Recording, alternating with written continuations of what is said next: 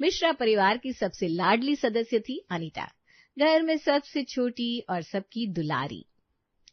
हम तो भाई जैसे हैं वैसे ही रहेंगे, हम तो भाई जैसे हैं। हाँ भाई, जैसी हो वैसी ही रहना। पर ये तो बताओ, इस समय खाने में क्या बनाया है? क्या मम्मी, गाना भी नहीं गाने देती हो, थोड़ा एंजॉय तो करने दिया करो। हाँ तो करो ना एंजॉय, मैंने कब रोका है। बस इतना बता दे, खाने में क्या खाना है? खाने में मटर पुलाव है मामा। तो सर्व कर दो ना मिस ड्रामा। मैंने बना तो दिया, अब सर्व भी मैं करूं क्या? इतने में सुनीता उसकी भाभी रसोई के दरवाजे से मुस्कुराती हुई अंदर आई। आइए मम्मी जी, बैठिए, खाना मैं सर्व कर देती हूँ। अरे हाँ बहू, तू भी तो है घर में, मैं तो तुझे भूल ही गई थी। बना नहीं सकती तो कम से कम सर्व ही कर दे। अब मैंने कब कहा बना नहीं सकती, आप ही ने तो मना किया हुआ है। बना नहीं सकती का मतलब है बनाना आता नहीं है। यही मटर पुलाव अगर तू बनाती तो समझ में नहीं आता कि मटर पुलाव बना है या मटर के साथ अत्याचार हुआ है। हाँ मम्मी, क्या मम्मी आप भी ऐसा तो मत बोलिए मम्मी जी। चलो चलो अब खाना निकालो, मैं हाथ धो कर आती हूँ। सुनीता चुपचाप मटर पुलाव सर्व करती है। उसके चेहरे पर हल्की उदासी थी। सब लोग खाने के टेबल पर बैठे थे कि तभी बाहर से पड़ोसन गौरी जी आ धमकी। अरे आओ आओ बहन गौरी, बहुत दिनों बाद दर्शन हुए। चलो खाना खा लो, हम सब खा ही रहे। अरे वाह रीमा, तुम्हारे घर का खाना और मैं ना खाऊं, ऐसा कैसे हो सकता है? गौरी कोई फॉर्मेलिटी करने वालों में से नहीं थी। वो बैठ गई और उसने बैठते ही थाली उठा ली और जैसे ही पहला निवाला मुंह में गया उसकी आंखें चमक उठी। अरे वाह, ये पुलाव तो लाजवाब है रीमा, किसने बनाया? हमारी अनीता ने, हमारी शेरनी बेटी। अरे वाह, तो फिर क्या कहने, स्वाद तो दिल जीत लेने वाला है। अरे बहन, हमारी अनीता के हाथ में तो जादू है, जो बना दे वाह। और दूसरी तरफ हमारी महान बहू सुनीता, इनका बनाया खाना खाकर 10 तलक जाते हैं। हाँ मम्मी सही कह रही है, अगर आप मेरी भाभी के हाथ का मटर पुलाव खा लो ना तो जिंदगी भर मटर से दुश्मनी कर लो। तुम लोग भी ना। सुनीता के चेहरे की मुस्कान ही गुम हो गई। उसे चुपचाप अपनी प्लेट में खाना खत्म किया और उठकर अपने कमरे में चली गई। रीमा, कल को अनीता की शादी हो जाएगी, फिर क्या करेगी तू इसके बिना? अरे जब होगी तब देखा जाएगा बहन, अभी तो बस ये है तो घर में जान है। अगले दिन सुबह सुनीता कपड़े धोने जा रही थी, तभी अनीता ने रोक लिया। अरे भाभी रहने दीजिए, आपको तो धोना भी ठीक से नहीं आता, मैं धो देती हूँ। रहने दो ना, मैं कर लूंगी। अरे ना ना ना, मैं कर लूंगी। आप तो रंगीन और सफेद कपड़े साथ में डाल देती है, फिर कपड़े का कपड़ा नहीं रेनबो बन जाता है। अनीता ने पूरे नियम से कपड़े धोए, सफेद कपड़े अलग, रंगीन अलग और हर सदस्य के कपड़े अलग अलग। समय तो लगा मगर कपड़े चमक उठे। देखो बहन गौरी, मेरी बेटी के हाथ का जादू, जो भी इसे अपने घर में बहू बनाकर ले गया वो तो धन्य हो जाएगा। और एक हमारी बहू है, रंगीन सफेद सब एक साथ डाल देगी, फिर कहेगी मशीन खराब है।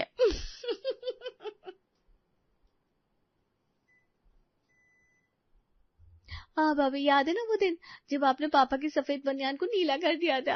पापा सोच रहे थे ये कौन सी बनियान है। हाँ याद है। ऐसी बातें सुनीता का दिल दुखाती थी पर वो कुछ नहीं कहती थी। फिर कुछ दिनों बाद अनीता को देखने लड़के वाले आए। लड़की का नाम था राजन। उसके साथ उसकी माँ विमला और बहन प्रिया भी आई थी। नमस्ते आंटी, नमस्ते दीदी, आइए बैठिए, पानी लाई हूँ आपके लिए। अरे वाह रीमा जी, आपकी बेटी तो बहुत ही संस्कारी और मीठी बोली बोलने वाली है। अरे बहन, हमारी अनीता तो बचपन से ही सबकी जान है, जो भी इसे देखे बस इसका दीवाना हो जाए। थोड़ी देर में बातचीत, हंसी मजाक और चाय नाश्ते के बाद रिश्ता तय हो गया। सब बहुत खुश थे, लेकिन उन लोगों के जाते ही रीमा सुनीता का कच्चा चिट्ठा लेकर बैठ गई। देखा बहू, ऐसे मिलते हैं लोग। याद है जब हम तुझे देखने आए थे, तू तो बैठी थी ऐसे जैसे कोई मूक दर्शक हो, कुछ बोली ही नहीं थी। मैंने सोचा था ये लड़की बोलती भी है कि नहीं। जी मम्मी जी, मैं अनीता से सब सीख लूंगी। अरे सीखना तो पड़ेगा बहू, इसके जाने से पहले सीख ले। दिन बीतते गए, शादी की तैयारियां शुरू हो गई। एक शाम सब लोग डिनर के लिए बैठे। टेबल पर गर्मा गर्म बिरयानी की खुशबू फैली हुई थी। बेटा, तू चली जाएगी तो ये घर कितना सूना हो जाएगा। हर लड़की को एक दिन तो जाना ही होता है ना मम्मी जी। मम्मी, मैं आती जाती रहूंगी, इतना भी दूर नहीं जाऊंगी। हाँ बेटा तू आती रहना, लेकिन आज की जैसी बिरयानी फिर नहीं मिलेगी, इतनी मसालेदार, इतनी स्वादिष्ट। अब तो तेरे ससुराल वाले ही इसका मजा लेंगे। क्या करूं मम्मी, यही रीत है इस जमाने की। आखिरकार शादी का दिन आया। बैंड बाजी, रोशनी और हंसी के बीच अनीता की विदाई हुई। उसके ससुराल पहुंचते ही विमला ने उसे गले लगाया। प्रिया और गगन ने मजाक में कहा, भाभी भैया तो आपकी याद में पागल हो रहे थे, अच्छा हुआ आप आ गई। हाँ सच में भाभी, वैसे आप भी तड़प रही होंगी ना। चुप करो तुम दोनों, शैतान कहेंगे। इस तरह हंसते हुए अनीता का नया सफर शुरू हुआ। अगली सुबह की धूप जैसे ही अनीता के चेहरे पर पड़ी, उसने आंखें खोली और मुस्कुरा दी। आज उसका पहला दिन था ससुराल में। उसके मन में एक ही ख्याल घूम रहा था, आज सबको अपने हाथों से खाना खिलाऊंगी, सब कहेंगे वाह क्या बहू है। आज तो मैं सबका दिल जीत लूंगी। अरे अपनी प्यारी मम्मी की बेटी हूँ, खाना तो लाजवाब बनना ही है। वो गुनगुनाते हुए रसोई में चली गई। बेसन का घोल, उबलते आलू, तवा, तेल सब सजे थे जैसे किसी जंग की तैयारी हो। कुछ देर में पूरे घर में पूरियों की खुशबू फैल गई। क्या बना रही हो बहू, इतनी खुशबू पूरे मोहल्ले में जा रही होगी। अरे मम्मी जी, आज मैंने सबके लिए आलू पूरी बनाई है। ओहो बहू, तुमने तो पहले ही दिन मोर्चा संभाल लिया। मेरी भाभी में तो 6G की तेजी है। अनीता ने सबको प्यार से बुलाया। टेबल पर गर्मा गर्म पूरियां और मसालेदार आलू रखे थे। सब बैठे, पर खाने से पहले ही माहौल थोड़ा अजीब लगने लगा। लीजिए ना, सब खाइए ना, बताइए कैसी बनी है मेरी आलू पूरी। हाँ लेते हैं बहू। उसका देवर गगन छोटा सा टुकड़ा तोड़कर चखता है और तुरंत चाय की ओर बढ़ता है। अच्छा है, पर चाय भी बहुत अच्छी है ना माँ। हाँ हाँ, आज तो बस हल्का खाना ही ठीक है। क्या बात है, खाओ ना आप लोग। हाँ बेटा, हमारे यहाँ सुबह सुबह पूरी नहीं खाते, रोटी सब्जी ठीक रहती है। अनीता की आंखों में हल्की निराशा छलक गई। उसने देखा सबने आधी थाली छोड़ दी थी, सिर्फ चाय बिस्किट चल रहे थे। सबने पूरी इतनी कम क्यों खाई? अरे बहू, हमारी आदत ही नहीं है सुबह इतनी भारी चीज खाने की, तू बुरा मत मानना। अनीता ने मुस्कुराने की कोशिश की, लेकिन दिल भारी था। फिर उसने प्यार से अपने पति राजन के लिए टिफिन तैयार किया। ये लीजिए, जब भूख लगे तो खा लीजिएगा। ठीक है, रख दो, मैं ले लेता हूँ। कुछ घंटे बाद जब अनीता हॉल में गई तो देखा टिफिन वहीं पड़ा है। अरे ये तो ले ही नहीं गए, भूल गए या छोड़ गए। उसका चेहरा बुझ गया। उसने सोचा शायद सबको खाना ही पसंद नहीं आया। उसने हिम्मत करके अपनी ननद प्रिया से पूछा, प्रिया पसंद नहीं आया क्या मेरा आलू पूरी? अरे भाभी अच्छा था, बस मूड नहीं था खाने का, वरना हम सब खा ही जाते। अनीता जबरदस्ती मुस्कुराई। फिर कमरे में जाकर उसने अपनी माँ रीमा को फोन लगाया। हाँ बेटा, कैसी हो, कैसा रहा पहला दिन? मम्मी, मैंने सबके लिए आलू पूरी बनाई थी, किसी ने खाई ही नहीं। सबने बस चाय बिस्किट खाया और बहाना बना दिया। अरे बेटा, शायद सच में वो लोग सुबह सुबह पूरी नहीं खाते होंगे, हो सकता है आदत अलग हो। पर मम्मी ऐसा था तो सीधा बोल देते ना। अरे नहीं बहू हो ना तुम, उन्हें लगा होगा कहीं तुम बुरा न मान जाओ। चल शाम को कुछ अच्छा बना देना, सब खुश हो जाएंगे। ठीक है मम्मी, आज ऐसा बनाऊंगी कि सब उंगलियां चाटते रह जाएंगे। अनीता ने गाना लगाया और पूरे जोश से शाही पनीर बनाना शुरू किया। महक इतनी थी कि लगता था जैसे वो घर में नहीं कोई होटल में हो। आज तो मम्मी जी और राजन दोनों कहेंगे, वाह अनीता कमाल कर दिया। रात को जब राजन ऑफिस से लौटा, अनीता ने तुरंत उसका बैग पकड़ा और बोली, जाइए डाइनिंग टेबल पर बैठी, मैं खाना परोसती हूँ, आज सब मिलकर डिनर करेंगे। ठीक है, आज तो लग रहा है कोई स्पेशल डे है। पूरा परिवार बैठ गया। अनीता ने झटपट पनीर का डिब्बा खोला, लेकिन जैसे ही सबने पहला निवाला लिया, चेहरे फिर वैसे ही बन गए, बनावटी मुस्कानें, तिरछी नजरें। अच्छा है बहू, मेहनत तो देख रही है। हाँ स्वाद थोड़ा अलग है, लेकिन चलो नयापन भी जरूरी होता है। थोड़ा फीका है पर अच्छा है। अनीता के चेहरे पर उलझन थी। उसे समझ में नहीं आ रहा था कि ऐसी क्या गलती हो गई। खाना तो सच में अच्छा था, फिर ये सब ऐसे क्यों है? फेक कॉम्प्लीमेंट्स का क्या मतलब? अगले दिन सुबह जैसे ही सूरज निकला, विमला ने कहा, बहू आज सबके कपड़े धो देना, फिर बाकी काम देख लेना। अनीता ने पहले सफेद कपड़े अलग रखे, फिर रंगीन अलग, हर सदस्य के कपड़े अलग अलग बाल्टी में। वो पूरे ढंग से कपड़े धोने में लगी थी। सूरज ऊपर चढ़ गया, दोपहर बीत गई, पर अनीता का हाथ रुकने का नाम नहीं ले रहा था। माँ, खाना बनेगा कि नहीं, भूख से जान जा रही है। अरे बहू तो अभी भी कपड़े ही धो रही है। चलो मैं बना देती हूँ, नहीं तो आज व्रत ही रखना पड़ेगा। दोपहर को प्रिया ने जल्दी जल्दी रोटियां सेकी, लेकिन अनीता को पता ही नहीं चला कि वक्त कब निकल गया। शाम तक वो कपड़ों में ही उलझी रही। अरे तुम पागल हो गई हो क्या? पूरा दिन लगा दिया कपड़े धोने में, इतना समय कौन लगाता है? मैं बस कपड़े खराब नहीं करना चाहती थी, इसलिए सलीके से धोती हूँ। देखिए ना, सफेद कपड़े अलग, रंगीन अलग, ताकि कोई कपड़ा बेकार ना हो। अरे बस बस, इतना वक्त कपड़ों में ही डालोगी तो बाकी काम कब करोगे? ये कोई तरीका है? मैं तो मायके में ऐसे ही करती थी मम्मी जी। तो इसे मायका मत समझो, ये ससुराल है। और अगर नहीं कर पा रही है तो बता दो, प्रिया कर लेगी। मेरी बेटी सब फटाफट कर लेती है। ये सुनकर अनीता के दिल पर जैसे किसी ने भारी पत्थर रख दिया। उसने चुपचाप बाल्टी रखी, हाथ पोंछे और अपने कमरे में चली गई। उसके मन में सवालों का सैलाब था। अब तक जिन कामों पर सब तारीफ करते थे, वही काम यहाँ सबको बुरा क्यों लग रहा है? क्या मैं सच में इतनी खराब हूँ? वो तकिए में मुंह छुपाकर रोती रही। अगली सुबह उनकी पड़ोसन आई। अरे अनीता, देखो कौन आया है। कौन माँ जी? अरे तुम्हारी शांति आंटी, पड़ोस वाली। शादी में नहीं आ पाई थी ना, अब आई है मिलना। अरे अरे, यही है तुम्हारी नई बहू? वाह क्या रूप है। अनीता बिटिया, तुम्हारा तो चेहरा एकदम चमक रहा है, जैसे जमीन पर चांद उतर आया हो। नमस्ते आंटी, आइए ना, बैठिए। हाँ तो बैठूंगी ना बिटिया। वैसे ही शादी में नहीं आ पाई, बहुत अफसोस रहा, पर आज देखकर लगा सारा अफसोस मिट गया। बड़ी सुशील लग रही हो। हाँ सुशील तो है, बस थोड़ा अनुभव कम है अभी। मैं भी चाय लेकर आती हूँ। हाँ हाँ जरूर। कुछ देर बाद अनीता ट्रे में 3 कप चाय लेकर आती है। लीजिए, गरम गरम चाय। शांति एक घुट भरती है और तुरंत कप टेबल पर रख देती है।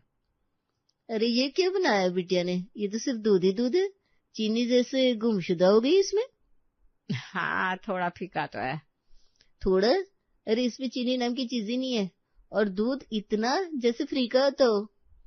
ओह, शायद गलती से दूध ज्यादा डल गया होगा। मैं भी दूसरी बना लाती हूँ। रहने दो बिटिया, अब तो मन ही उतर गया। अरे ये बताओ, तुम्हारे मायके में तुम्हें चाय बनाना भी नहीं सिखाया था क्या? हाँ ये तो सिखाने की बात है, खाना पीना सब बराबर होना चाहिए।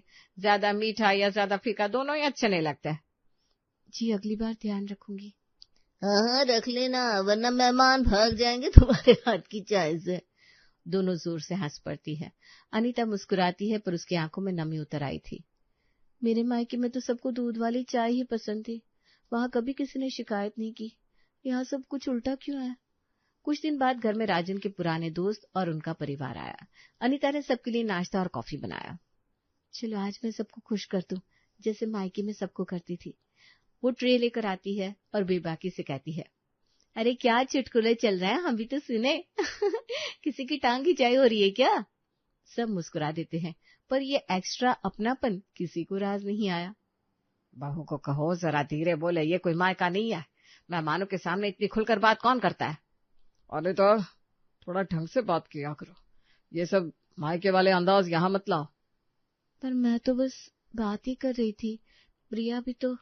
उससे कंपेयर मत करो और जबान मत चलाओ। जब कह दिया शांत रहो तो बस। राजन की इन बातों ने उसका दिल तोड़ दिया। कमरे की भीड़ में भी अनीता अकेली खड़ी थी। हंसी के शोर के बीच उसकी चुप्पी सबसे ऊंची थी। मेहमानों के जाने के बाद वो अपने दोस्त रिया को फोन करती है। हाँ अनीता, कैसी है तू?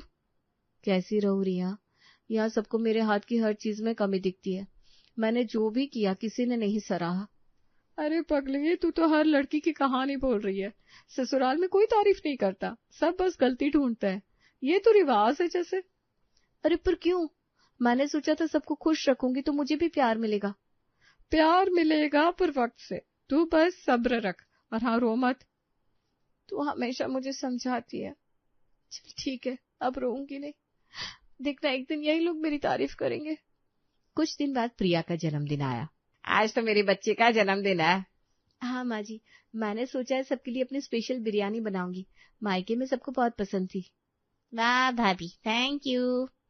पूरा दिन अनीता रसोई में बिजी रही। मसालों की खुशबू पूरे घर में फैल गई। आइए ना, सब तैयार है। सब खाने की टेबल पर बैठते हैं। बिरयानी परोसते ही माहौल में एक चुप्पी सी छा जाती है। सब धीरे धीरे एक निवाला लेते हैं। अरे इसमें तो नमक ज्यादा है या मसाले कम, कुछ तो गड़बड़ है। हाँ थोड़ा अलग लग रहा है। भाभी, अब तो पेट भर गया मेरा केक से, तो मैं तो बस सलाद ही लूंगी। हाँ हम बाद में खाएंगे, अभी तो सबके लिए बाहर से छोले भटूरे मंगवा लिए, बिरयानी में मजा नहीं है।